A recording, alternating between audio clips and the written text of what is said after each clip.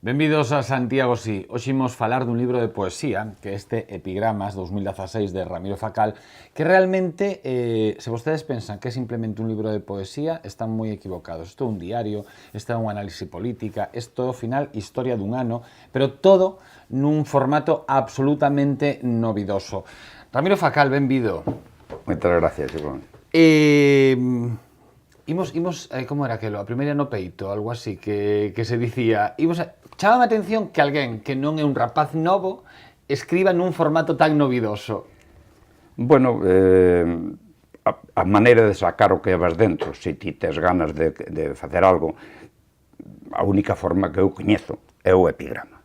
Claro, vostede o que fai é, para a xente que non coñeza, vostede o que fai é escribir poesía, pero utilizando como base novas de actualidade, e máis pon a fonte de onde sae cada nova, pon como un titular e a partir de aí traballa un pequeno poema, uns pequenos versos nos que dá a súa visión dese feito.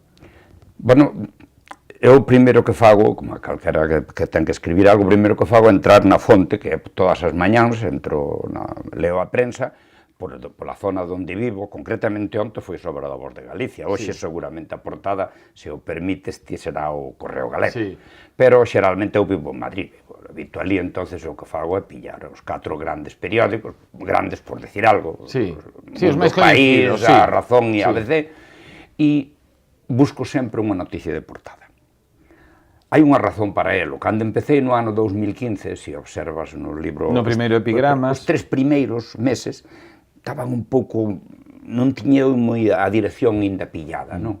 Entonces, escribía, a xente chamábame, porque eu, aparte deso, hai uns amigos que me sirven de control, os que é un grupo de persoas que me din, oye, pois mándamo a min, hai un grupo reducido de 50 ou 100 persoas que os reciben todos os días. E eu tamén vou pulsando neso, que sensación cando recibo, estupendo, buenísimo hoxe é maravilloso. Digo, bueno, pois, efectivamente, funciona, a cousa é millor. Ou cando me chaman a min, que pasou onte que non chegou? Digo, hombre, están controlando o meu traballo, esa é unha cousa importante.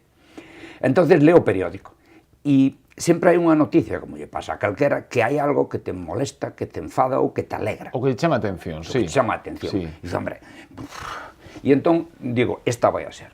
Tomo a noticia e despois desarrollo ese pensamento sin ninguna tendencia. Procuro ser o máis ascético posible, hai veces que...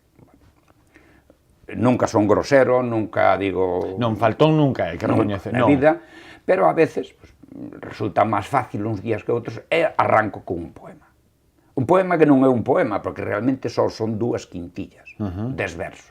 Un primeiro para introducir ao lector no que vamos a decir, e o segundo, que é realmente o epigrama, que é un pouco, pois, donde podo meter un pouco a macheta, sabes? Porque se é para alabar, pois, aí van todos os halagos que poida soltar en 5 versos, e se é para criticar, pois o mismo. Claro, se observas, teño un montón de condicionantes que me puxen eu solo. Claro. Pero para darlle un certo grado de dificultad, porque senón, poñerte a escribir, hombre, é relativamente sencillo. Vostede comezou con isto da poesía hai moitísimos anos, cando era un rapaz novo, xa cando estudiaba nos Salesianos, na Coruña. Sí, aí foi onde naciu, realmente había moito tempo libre, e entonces, a clase, os profesores insistían que si Calderón, que si non sei que, leían poemas, e dicía, tampouco será tan difícil. E entón empezas a facer cousas, despois continuei, cando fun a Madrid a estudiar económicas, pois continuei con eso. En aqueles tempos era máis ben poesía de, como diría eu, de estudiante calavera. Romántica. Romántica, pon a rapaza así, a ver se conseguías que salía contigo. Como ferramenta. Sí, unha ferramenta para ligar algo. Sí. Porque os feus temos moitas máis dificultades para conseguir eso. E entonces, pero... E funcionaban? En algúns casos, sí, bastante. Pero hoxe en día xa non, Sí, eu penso que se sabes tocar a parte sensible... A muller é un ser sensible, non hai dúbida ninguna, senón non sería muller.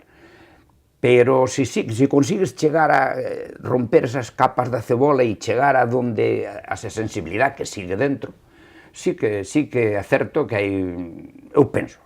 Pero había máis homes que escribían poesía naquel tempo? Sí, había xente. Eu formaba parte de algúns grupos de alumnos da universidade que había ciertas tertulias. En Madrid había cafeterías donde por a noite iban uns cantautores, outros a recitar os seus versos e tal. E todo iba movendo nese ambiente.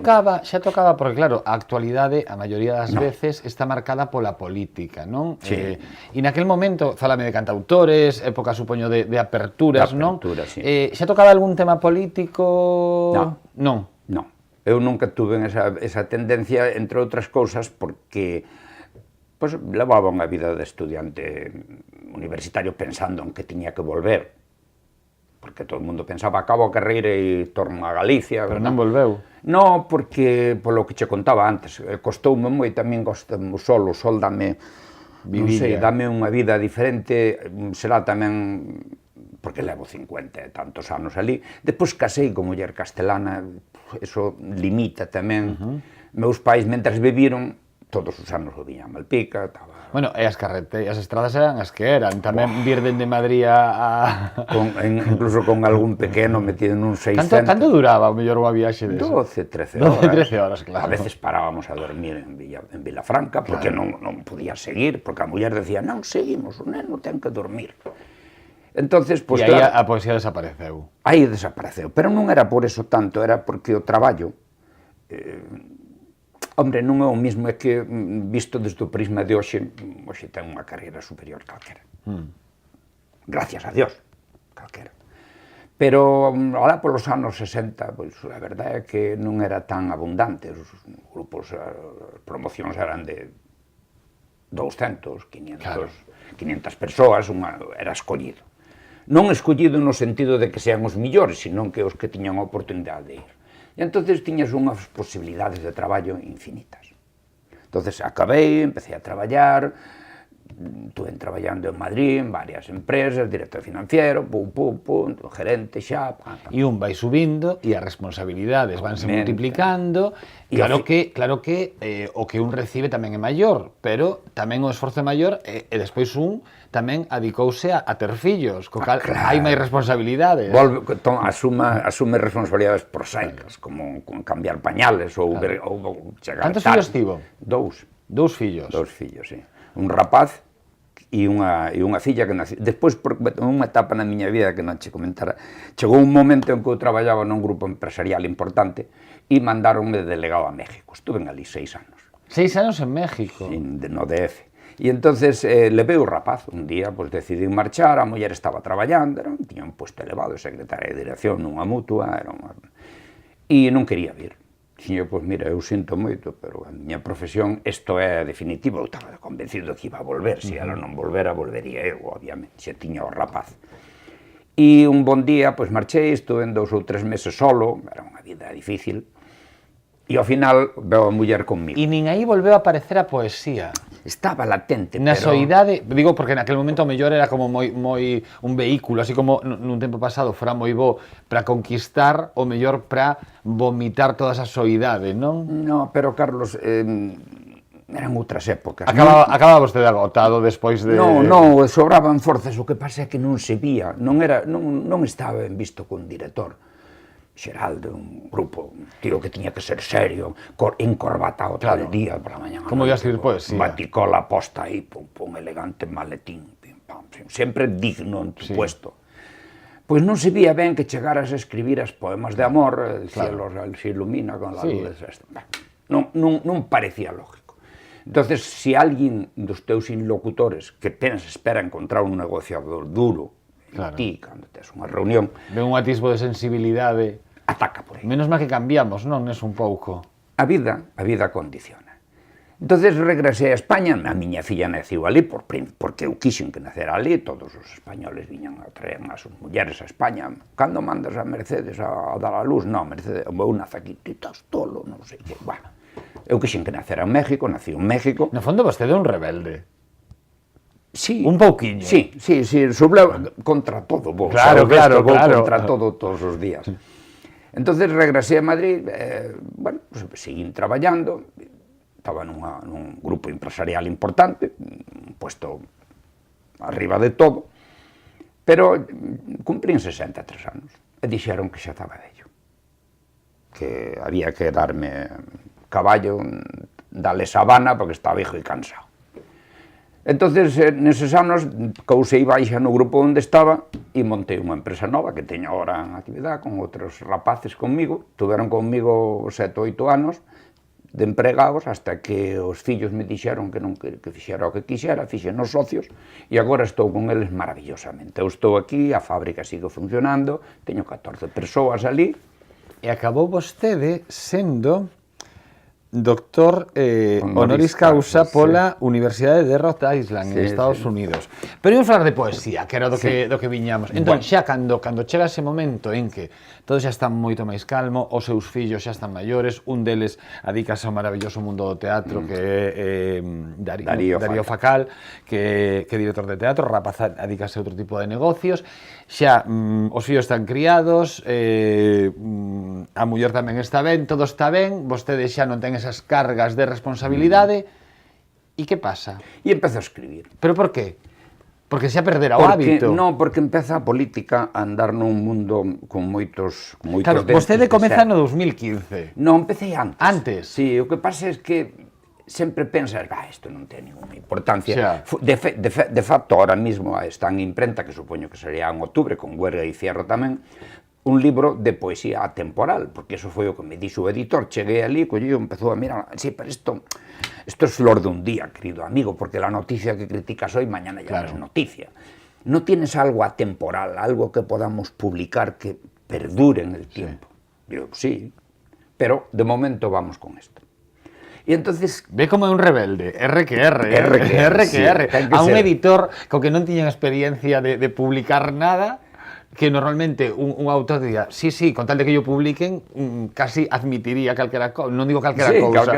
Casi seguro. Pero vostede é un rebelde. No, o que pasa é que unha vida mandando, acostumbrado a negociar, porque desde a máis tierna infancia, un tío que, como digo, é un broma, nació un director, o sea, naqueles tempos tampouco era tan difícil como hoxe.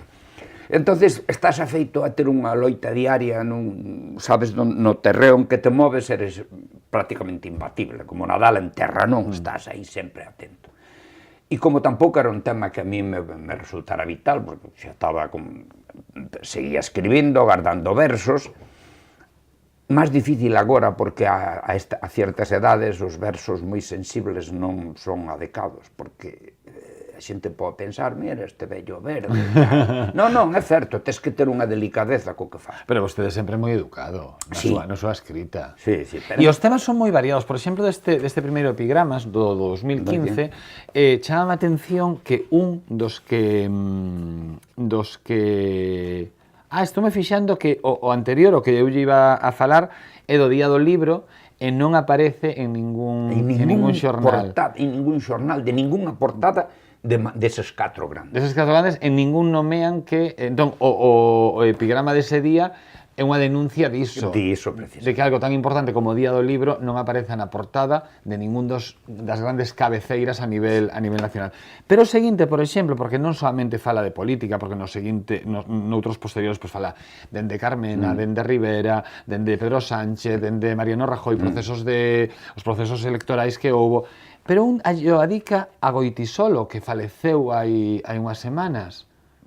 Sí, porque si hai algunha noticia que penso eu que sale, aunque Goitisolo saliu un pedacino pequeno na portada, non era unha primeira noticia. E iso que era un premio Cervantes. Sí, pero a cultura desgraciadamente non está neste momento en...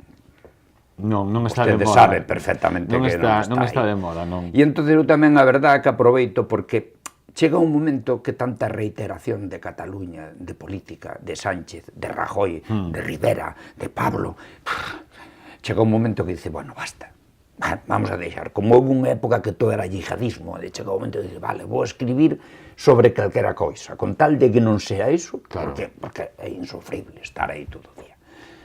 Entonces, como a mí me resultaba, pois non sei, eu pensaba que poñerme a escribir cousas que non, como mellor non interesaban, dixo, pois voulle meter un certo grado de dificultad, vou non facer en verso. De feito, haberás observado que estes libros non están editados nas páxinas de poesía, están editados en ensayo. En ensayo, claro. Dentro da editora. É que tiran máis a ensayo, aínda que poesía, pero un ensayo poético podemos... O envoltorio, sí. Claro. Ok, o regalo pode ser outra cousa, pero o envoltorio sí que é en forma de poesía. Si falamos de Flor dun día, como lle dicía o seu editor, non lle vou a levar eu a contraria a un señor editor, Dios me libre. Pero tamén hai outra visión que pode ser, e foi o que me pasou a min lendo o Epigramas 2016, que é tamén un xeito de facer memoria, é dicir, pasou todo isto este ano. Ao final, como isto vai por meses e por días, ao final é un xeito tamén de... É como un anuario poético actual. Hoxe estamos a falar con Ramiro Facal destes dous libros, do Epigramas 2015 e do Epigramas 2016. Facemos un pequeno parón nesta conversa e continuamos a falar con el. Libraría Couceiro, no corazón de Compostela. 5 plantas cunha ampla oferta para todo tipo de públicos. Literatura infantil e galega, guías de turismo, novidades en español... Dispoñemos dunha sección con numerosos exemplares en oferta. Na Praza de Cervantes, Libraría Couceiro.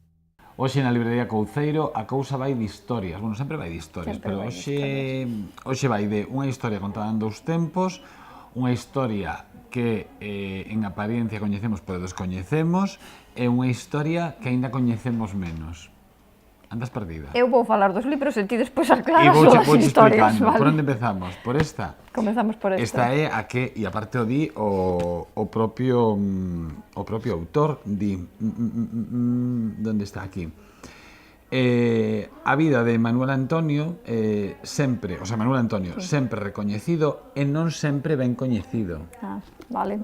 Baseábame no que dicía o propio autor. Pois o autor neste caso é Xosé Luis Axeitos, que escribiu esta biografía titulada Manuel Antonio, Unha vida en rebeldía. A min, eu, botándolles un vistazo, non me deu tempo a lela toda, pero botándolle un vistazo, pois chamaba a atención algunha cousa, como por exemplo que Manuel Antonio, ata que veu a estudar a Santiago bacharelato, era un home moi relixioso, pero moi relixioso porque os costumes da súa familia eran así, entón era como unha norma, digamos, non? Pero chegar aquí, de repente, é o de Unha vida en rebeldía, foi cando rompeu co... Porque di, o título desta biografía quere ser unha metáfora dun camiño de risco para ir na procura da maior liberdade posible. Manuel Antonio elixe unha opción política minoritaria, o nacionalismo das irmandades, cando a tradición familiar lle podería reservar un lugar de privilexio nas ringleiras dos poderosos partidos de turno que había naquel... Pero por eso digo, comeza dicindo eso, que era moi religioso, ata que van a estudiar a Santiago, debe ser, pero Santiago catedral, cheo de igrexas e todo, pois parece que é o punto onde... Perdeu un pouco a fe. A min gustou, me chamou a atención isto que di na contra que di Manuel Antonio embarcou en 1926 no Constantino Candeira para navegar a vela os 200 días de mar preceptivos na procura dun medio de vida, ou seja, para facerte mariñeiro había que primeiro... E bueno, e a conta deso, realmente a súa obra máis coñecida, que de 4 a 4, son poemas... Claro, bueno, que desembarcou anos seguintes en traballo, pero consagrado como poeta. Ao final, este era un home de... 4 a 4, que foi publicado no ano 28, 2 anos despois, e, bueno, no 30 faleceu, así que tampouco tivo moita máis... Gústame moito tamén, aquí na... Sí, cando trae como un resumen, verdad, da biografía... A bibliografía de... Non, a biografía de Manuel Antonio... Sí, bibliografía e biografía. Aquí está, na biografía. Pois, en 1928, gústame moito cando conta... Estaba, non era no 28... Así, o 10 de xuño de 1928, Ángel Casal envíalle os primeiros 10 exemplares de 4 a 4. Sí, por eso digo, no 28 foi cando... Esta é unha edición de Xerais, pero se queren completar a figura de Manuel Antonio con publicacións recentes, a de Alvarellos... Sentámoslo hai pouco, de 4 a 4, Un non é, facsímil. sí, é que efectivamente é un facsímil porque copia o formato da libreta original na que Manuel Antonio escribiu de 4 a 4. E penso que os dous exemplares xuntos conxugan perfectamente e entendes moito máis a figura de Manuel Antonio. Manuel Antonio, unha vida en rebeldía de Xosé Luis Axeitos. A historia contada en 2 tempos. Pois sí, tamén tes razón, ves, se vas explicando as Ves? cousas entendémonos mellor. Miguel Vázquez Freire, Demos de Verán. Unha novela o dos 2 tempos, porque o protagonista, que é Doroteo Acuña, un policía xubilado da Coruña, recibe unhas postais enviadas desde Roma por un vello amigo, que era xornalista, e a partir de aí remontanse a unha época, non? A época da Que o que te ditadura, refires, a época da ditadura. E aparecen 3 personaxes un pouco, digamos, falanxistas. Estaba protegidos, sí, un profesor romanés, un cego e un falanxista, pero todos alrededor de eso. Xusto, entón este home ten que investigar un novo caso que ten algo que ver con esas postais e, aparte deses 3, vai unha monxa. Vai unha monxa, que é a que lle axuda tamén a... Sí. Gusta moito di aquí. Sí, pero teno claro, sí, efectivamente, malia estar seguro, verdad? de primeiro momento, de que a solución a este enigma está fora do alcance dun tranquilo policía xubilado. Miguel Vázquez Freire, Demos de Verán, como dicíamos, ten moi boa pinta, unha novela contada como a 2 tempos dun autor que é profesor de filosofía aquí no Eduardo Pondal e que está absolutamente recoñecido cunha chea de publicacións infantís, incluso algo de teatro, novelas, juvenil, unhas súas novelas, un de relatos... Non, unha novela, Anxos en tempos de chuvia, do 97, está incluída na lista de honra do IBI do 99. E agora chega con estes Demos de Verán, Miguel Vázquez Freire. E historias que aínda coñecemos menos son as que lle suceden a todos estes animais. Bestiario doméstico, de Raquel Castro. Raquel Castro é tamén profesora de instituto e ademais tamén ten un grupo de teatro. E neste caso, os distintos animais, por exemplo, entereime co gato pedrés. O de pedrés é a cor agrisada como a da pedra, claro. Por iso chama gato pedrés. Saen as distintas aventuras dos animais, pero pon, por exemplo, can de palleiro. E o primeiro que pon é unha descripción que pon mamífero carnívoro doméstico da familia dos cánidos, can de palleiro, que resulta do cruzamento de varias razas. E a partir de aí a historia. Por exemplo, aí hai un sapo concho que vai comer a horta e de repente empeza a sentir dores, pero non sabe por que é. Ao final, mira, pero quen quererá facer máis daño? Son como contos de cada un dos... Protagonizado cada un por un animal. Unha ovella, unha galiña, que máis temos unha mosca, unha araña... O can de palleiro, o gato, o sapo concho... Un home. Un home tamén. Incluso. Bestiario doméstico, de Raquel Castro. Estas eran as recomendacións de hoxe. Tiñamos este libro a partir de 10 anos, diferentes historias sobre diferentes seres, dicíamos, dende un can de palleiro... No, aquí pon bestiario... Claro, bestiario doméstico, aí tamén está o home. A nova novela de Miguel Vázquez Freire, Demos de Verán, esa historia dese policía, era un policía, non? Un policía xubilado, que volve xuntarse con esa xente que nos anos 40, creo que non, hai 40 anos. Hai 40 anos en pleno franquismo, pois tiveran aí outra investigación cun profesor romanés, un protegido da falanxe, un cego, pois agora teñen que investigar un novo caso a raíz dunhas postais que chegan dende Roma e acaba tamén unha monxa metida polo medio. E se queren afondar máis na vida de Manuel Antonio, pois un dos grandes expertos na figura do poeta Xosé Luis Axeitos, pois presenta agora Unha vida en rebeldía. Moi ben. Variado, hoxe variado. Ata a vindeira semana. A Federación Galega de Comercio, en colaboración ca Consellería de Economía, Emprego e Industria e a Banca, entregaron en Compostela os premios correspondentes á campaña Días Azuis do Comercio Galego. No transcurso do acto fíxose entrega dos 16.000 euros en premios, repartidos en tarxetas prepago de 500, 300 e 150 euros. Días Azuis do Comercio Galego acadou preto de 70.000 participantes e 68 foron as persoas premiadas nas 4 provincias. É unha satisfacción, despois de todo o ben que nos saleu a campaña, que como punto final ter aquí prácticamente está a representación do comercio de todo Galicia e máis parte dos consumidores que foron premiados. Particularmente unha satisfacción estar hoy aquí con toda esta xente. Bueno, foi unha campaña que nos aventuramos a este ano por primeira vez, quixemos, como decía anteriormente o representante da banca, adelantarnos ás rebaixas, preparar ou premiar a fidelidade dos nosos consumidores, e o certo é que os resultados están aí, casi 70.000 participacións a través da página web, que eso tamén é moi importante, a digitalización, hoy é un tema tan actual, o sea, cumplimos os objetivos que tiñamos previstos, polo cual, ainda é máis satisfactorio escoitar a directora xeral de Comercio, o representante a banca, que, bueno, que sabemos que podemos contar po ano que ven para repetir esta campaña, esperemos que o azul dos Días Azuis do Comercio seña máis azul aínda que este ano.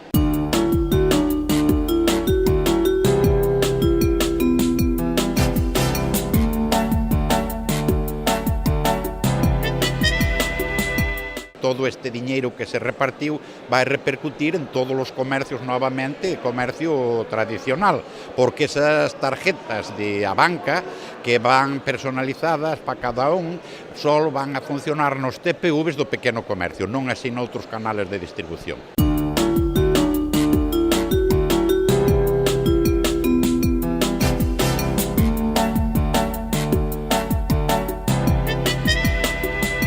Ao final, eses 16.000 euros en premios, pois novamente volven a caer no propio sector comercial, no propio comercio de proximidade, e unha maneira tamén de dinamizar esa temporada previa, o que son as rebaixas, pero tamén de algo moi importante, que é o que destaquei neste acto, que unir a todo o comercio galego, a todas esas vilas, a todas esas cidades, a todo ese comercio de proximidade, e que a xente poda velo, neste caso vestido de azul, cuns días azuis, e ofrecendo aos clientes pois un xogo, unha oportunidade de ter un agasallo, como é pois os cheques de 150, 300 ou 500 euros, pero sempre dende esa unidade do comercio galego. Daí os días azuis do comercio galego, que agardamos que o próximo ano volvan a ter tanto éxito como este ano, porque a verdade é que son máis de 68.000 participantes nesa campaña que mercaron, que entraron na página web de diasazuis.com e que probaron sorte. Eso xa é un éxito para nós e nos anima a vindeiro ano, pois máis días azuis no comercio galego.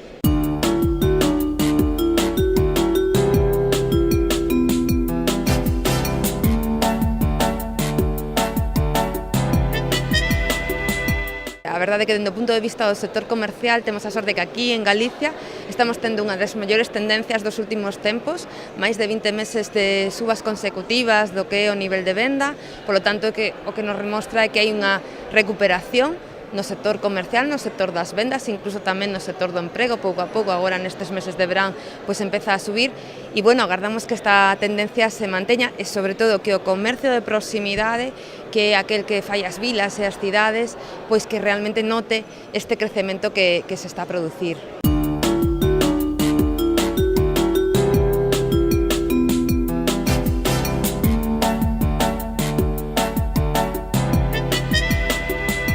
Realmente jugamos mucho con el concepto aquí estamos, cos pés na terra, y evidentemente, bueno, pues queremos dar que todos los gallegos seguramente que ya nos perciben así, pero que, bueno, pues reflexionar en conjunto y ver la potencia y la importancia que tiene la banca para la economía y para la sociedad gallega.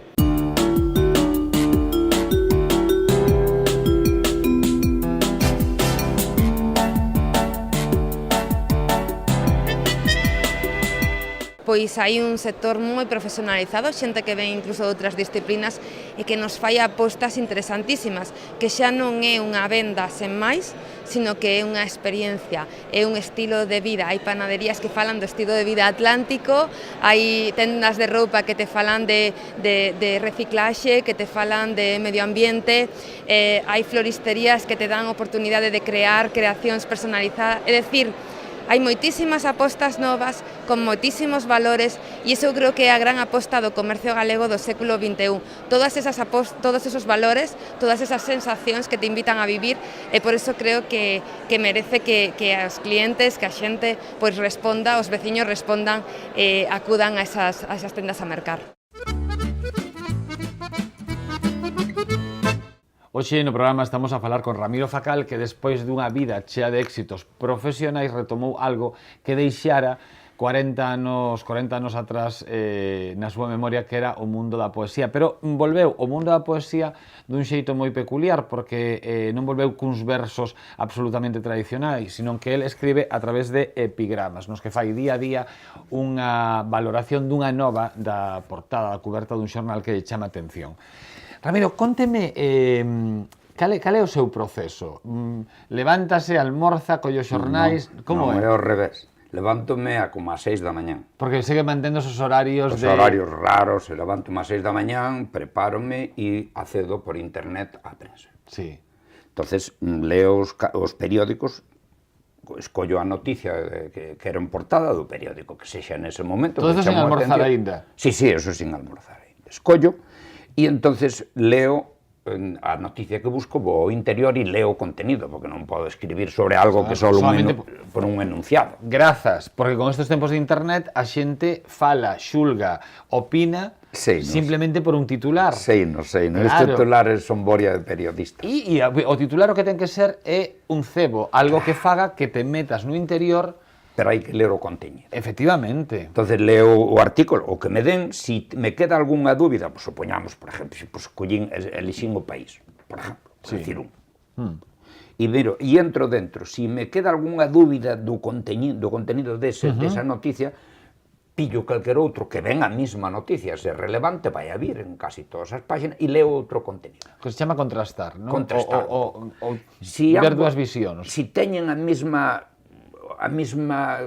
incardinación, a mesma dirección, aunque os conteñidos sempre son diferentes, os comentarios dun periódico non coinciden co outro. Hai veces que a noticia, tens que dicir, Dios mío, abandono esta noticia porque un día que está chovendo, outro día que fai sol.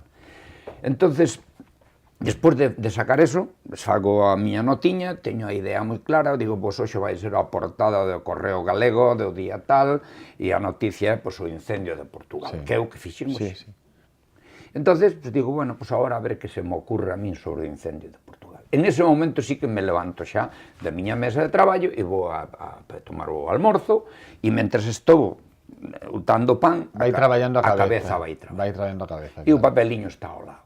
Entonces, co disgusto da miña muller, que me di, queres deixar o bolígrafo a puñerte a comer, que eu teño que acabar, non sei que. Tranquilos todos aquí, non temos presa agora. E vou escribindo. Despois, moitas veces acabo pronto, pero teño que deixar un tempo, ten que sedimentar, porque o 90, ou máis das veces, 95%, diría eu, o que escribo ás 8 da mañán, ás 11 corrixo. Por que? Non cambio o tema, pero doulle outra forma diferente. É que non é que sexa moi difícil, pero é difícil. A escritura ten moito de corrección. Sí, pero además é difícil porque estou limitando a unha noticia. Estou limitando a que teñen que decir un gran contenido en 10 versos. Estou limitando a que además teñen que levar ritmo, rima e medida. Salvo error ou ambición, Dios me libre de decir que son perfecto, pero é raro que se atope un verso meu. E a que hora ten rematado o traballo? Días ás 9, días ás 10. Hai días que ás 12 da mañán non o podo colgar e empecé a recibir os amigos. Non, que pasa contigo, que hoxe non madrugaches? Todo depende de inspiración. E hai días en que se atranca? Sí, hai días, teño días de eu teño que escribir. Non me vale eso de poñerme diante da páxina do ordenador, non me vale. O ordenador a mí non me inspira. Inspírame unha folla en blanco onde empezo a escribir e tacho e sigo escribindo e escribo e fago un montón de renglóns, ao mellor 20, para despois sacar 5. Digo, a ver, a introdución pode ser este, depois poño este segundo, terceiro, ten que rimar, e ao final desa combinación fago unha quintilla, que sempre é a introdución meto ao lector no que vou a tratar Sí. e despois fago o comentario jocoso, ou irónico, ou loatorio, porque hai veces que cando ganou Nadal, pois que ibas a decir se o mundo era Nadal? Pero así a todo, que me chama a atención é que isto é de luns a domingo, todos os Sempre. días do ano. Non respeto E nada. ao longo dun ano poden pasar infinidade de cousas, dende un día que un teña gripe, que teña vostede un compromiso, pois eu que sei, unha comunión dun neto, unha boda dun fillo, ou dun primo, Hai que facelo claro, antes. todo, o sea, unha noite que se complica un pouco e que acababa vostede deitándose máis tarde porque saiu a cenar, Ás 6 da mañán en pé. todos os días do ano. 6, 6:30, arriba. Eso ten moito que ver con toda a disciplina De toda unha vida. de toda unha vida de traballo anterior. Claro, desde pequeno sempre, desde que empecé a traballar, a responsabilidade que estar ás 8 na oficina. A min tamén, pola vida que levei de pequeno nunha aldea, xa sabes ti como son as aldeas, os pais meus, ti eres unha xeneración Porque vostede diferente. de Malpica. De Filgueira, De da Filgueira. aldea de Filgueira, parroquia de Cerqueda, do Ayuntamento de Malpica, vamos. Pero gusta ese de marcar a orixe exacta. Sí. Malpica é grande, é Sí. bonito, é maravilloso, Sí, pero sí. Malpica é grande. Non, eu son de Malpica, Unha pero aldea. eu son dunha aldea. Entonces os homes da aldea moi curtidos, meu pai era un labrador, tiña uns bois, unhas vacas, cabras, ovellas, araba todos os días como calquer outro pai da Galicia rural daquelas fechas, non era nada excepcional. Pero era un Lémbrame home... vostede, cando dixo isto, non sei por qué, aquela biografía que sacara Kirk Douglas, que se titulaba El hijo del trapero, creo que se chamaba, sí, porque sí, él era sí. o fillo Era o fillo dun vendedor de trapos, Sí. claro, entón ao final o fillo dun gandeiro, dun labrego. Dun labrego, acaba publicando epigramas. Pero iso fórmate desde pequeno, porque meu pai, por exemplo, era un home duro cos fillos, como todos os pais daquela fecha. Porque era o que... Era o que había, as economías eran economías autárquicas, vivías dentro da túa familia, e miña nai decía, bueno, o neno non vai cas vacas hoxe. Por que? Está enfermo? Non, bueno, pois se o neno non xoga o balón, se pode correr detrás dun balón, pode correr detrás dunha vaca. E ante unha filosofía tan real, se pode perseguir un balón, pode perseguir unha vaca, está claro. Pero en cambio sí que se preocuparon pola súa educación. Sí. Sí, eso sí, porque... E se esforzaron. Bueno, eu aí digo que seguramente máis que meus pais debullo a maestra de escola de Cerqueda. Bueno, pero tamén, aínda que fora a mestra, ela os convenceu ou lles abriu un pouco os ollos? Meu pai estaba aberto, miña nai estaba aberta a eso desde sempre. Pero o meu pai necesitaba xente no campo, eran uns brazos viñanlle ben... Por eso lle digo, e de repente que o fillo marchara para Madrid... Eso xa foi, isto era unha etapa posterior, estaba asumido, eso estaba moi asumido. O sea, foi todo un proceso, claro, foi todo un proceso. Ao principio eu era moi pequeniño, tiña unha irmán maior, Ana medio, miña irmán Amparo, un Ana medio maior que min. E nunca perdón que eu interrumpa, nunca tivo a tentación de traballar sobre ese tempo? Traballar creativamente, refírome. Sí, pero a verdade é que eu teño empezadas 2 ou 3 novelas, pero non vexo como moi compatible na miña cabeza un pensamento, dixéramos, poético, con escritura, porque en escritura, no meu entender, se lle quitas as limitacións de tal, pois é máis fácil expresar un pensamento. Pode ser máis largo, se tes unha certa facilidade, pero a concisión... Dicen que Baltasar Gracián decía eso, que lo bueno si breve, 2 veces bueno. Pois o que non podes pensar é que escribir é relativamente máis cómodo. Pero o que me resulta curioso, non? Porque sempre se fala moito de grandes sagas e demais, non? Que ao final tamén o neto do labrego acabou adicándose ao mundo da creatividade, non? Sí. Que curioso que ao final non é unha cuestión de... É unha cuestión máis que nada de oportunidades ou de saber aproveitar as oportunidades, supoño. Tamén é un pouco de canalizar as actitudes. Eu entendo que os fillos... Porque vostede non estaría todo o día ao seu fillo. Tes que ler, tes que ver teatro... Non, en absoluto, pero sí que tiña unha certa tendencia a intentar, un neno pequeno, pois eu deixaba intencionadamente libros encima da mesa del, libros de poesía, tiña eu meus apuntos, os meus cuadernos, e intencionadamente quedábanse encima da mesa do despacho. facíalle preguntas ao desayuno, cando estábamos antes de marchar ao colegio, collía unha palabra ao voleo e obligaba non, deixaba caer a ver se que el fora ao dicionario, a un xogo que era moi gracioso, porque iba e dicían, papá, que significa heterogéneo? E uns días eu acertaba, daba a resposta acertada, e outros días intencionadamente equivocaba. E entón empezaba, bien, eso es mentira, mira, iba por el diccionario, iba al diccionario e me lo enseñaba, papá, estás equivocado, bien. Esa situación en general, crear tamén un pouco ese espacio. Pero eu tuve unha desgracia que viaxei, ou a sorte, que viaxei a miña vida como o baúl da Piquer. Unha barbaridade, medio mundo andou ben sempre por aí. E entonces tiña tamén esta relación tan intensa cos fillos porque realmente estaba na casa moi E quería aproveitar ese tempo como fora. Sacaba yo jugo a ese, porque se estaba un mes viaxando 20 días, eses 10 días tiña que vivir con eles a calquera hora. Pero quítanos xa da poesía un segundiño que xa imos rematar, pero ao final vostede está moi orgulloso dos seus fillos, porque creo que os 2 minutos de coñecernos xa me estaba falando dos seus fillos. Teño 2 fillos maravillosos, a verdade, pero non é obra miña, é obra da muller. Bueno, un poquinho de cada un, non? Eu non sei o que puxen, pero teño unha muller que é unha castellana que é férrea, é como la tacha. Sempre a defina, xa é a segunda vez que a defina así, como unha castellana. Férrea, como as vellas de aquí da nosa época, que son como castaño, non se domean para ningún sitio, pois ela é igual.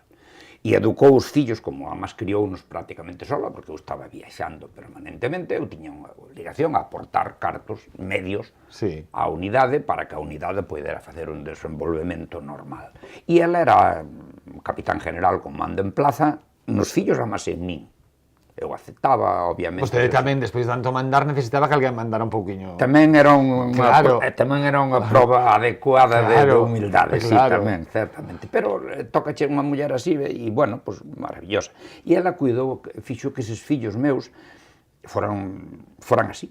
Impulsiva, a filla é unha rapaza que fala 7 ou 8 idiomas, é intérprete, estudiou, hable, entre outras cousas, japonés, o sea que... Mi madriña. Sí, ela estudiou en ICADE en Madrid, interpretación en idiomas, inglés, alemán, japonés, é traductora jurada de inglés e alemán, o sea que son xente que traballaron moito, eu gastei bastante carto, porque era a miña obligación. Pero en educación... En mandalos fora, desde pequenos, estudiaron nos Estados Unidos, desde pequeniños a Irlanda, en fin... Eso é maravilloso. A obligación dun pai. Invertir en educación é maravilloso. Entón, para rematar, fagamos memoria. Temos os epigramas 2016 e 2015, que están editados por Huerga y Fierro. Temos estos... O 17 hasta o día de hoxe. Claro, supoño que o vindeiro ano sairá o 17. Hasta o día de hoxe xa está. Xa está traballado e próximamente... En outubro, espero, se é o que teña acordado co editor, salirá un libro de poesía temporal. E teño agora, aí en marcha, que está sin acabar, teño 50%, un libro solo de poesía de muller. Solo dedicado a muller? Solo dedicado a muller. Eu penso que a muller é un ser... excepcional, e non a facer a pelota, pero é un ser excepcional, é algo... Se te paras a pensarlo, a analizalo con a cabeza limpa, a muller é un ser extraordinario. Entón, a muller en xeral, supoño que un pouquiño a muller castellana. En xeral. En xeral? En xeral, a muller é un ser extraordinario en todas as... Bueno, que vai dicir, porque na súa familia 50%, co cal... Sí, pero non... Pode ter o 50% revolucionado. Se eu hubiera tido este convencimento cando era xoven, houbera aforrado moitos disgustos, moitas discusións, porque é igual, a muller sempre ten razón, o artículo primeiro, se non a ten, pues, hai que darlla. Son xente máis práctica que nós, en fin. E entón estou dedicando un libro de poesía solo a elas. O que pasa é que teño que ir escribindo, porque tiña algo escrito, pero teño que ir escribindo, e non podo escribir todo seguido, porque a inspiración ven cando quere. E, además, o que che comentaba antes, teño que ter un pouquiño de cuidado, porque hai que ser moi fino, hai que ser delicado, porque se tes 20 anos vale calquera cousa, pero se tes 72, que teño eu... Cantos ten? 72. Que maravilla.